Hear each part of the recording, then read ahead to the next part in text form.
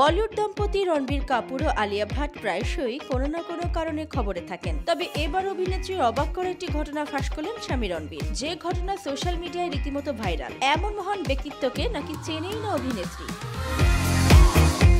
ভারতীয় সংবাদ মাধ্যম বলিউড হাঙ্গামার প্রতিবেদনে বলা হয়েছে, রণবীর কাপুর সম্প্রতি গোয়ায় একটি চলচ্চিত্র উৎসবে যোগ দেন।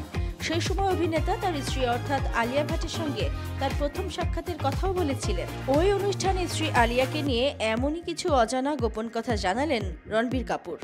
দুজনের বয়সের ব্যবধান যথেষ্ট।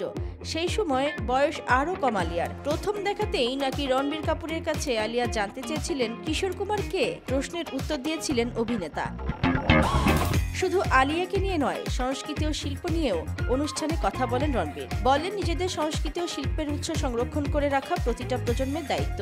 তাই তারা 13 ডিসেম্বর থেকে 15 ডিসেম্বর সারা ভারতে রাজ কাপুর চলচ্চিত্র উৎসব আয়োজন করতে যাচ্ছে। রাজ কাপুরের 10টি ছবি দেখানো হবে এই চলচ্চিত্র উৎসবে।